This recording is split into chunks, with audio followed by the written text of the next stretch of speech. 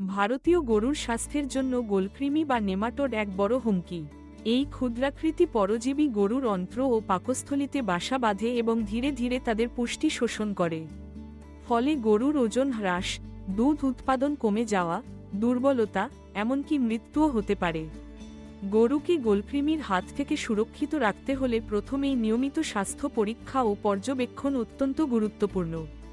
গরুর মল পরীক্ষা করে সহজেই গোলকৃমির উপস্থিতি চিহ্নিত করা যায়।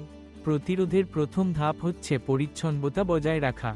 গরুর থাকার স্থান নিয়মিত পরিষ্কার ও শুকনো রাখতে হবে, যাতে কৃমির ডিম বা লার্ভা বেড়ে উঠতে না পারে। গোয়ালঘরে জমে থাকা মলমূত্র প্রতিদিন সরিয়ে ফেলা উচিত। এছাড়া গরুর খাবার ও পানির উৎসও পরিষ্কার এবং সংরক্ষিত থাকতে হবে।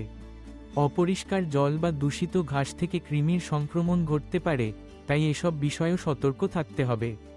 প্রয়োজন অনুযায়ী পশু চিকিৎসকের পরামর্শে ডিওয়ার্মিং বা কৃমিনাশক ওষুধ ব্যবহার করতে হবে।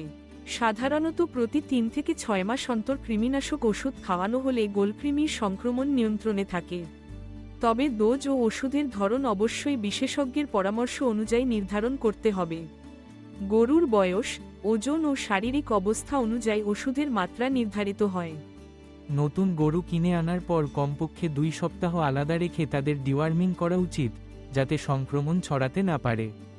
এছাড়া গরুকে পুষ্টিকর খাবার ও পর্যাপ্ত বিশুদ্ধ পানি দিতে হবে, যাতে তাদের রোগ প্রতিরোধ ক্ষমতা বাড়ে।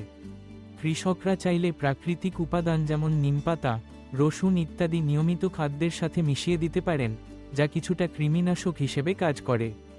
সবশেষে, যে কোনো অসুস্থতা বা অস্বাভাবিক আচরণ দেখা দিলে দ্রুত পশু চিকিৎসকের শরণাপন্ন হতে হবে।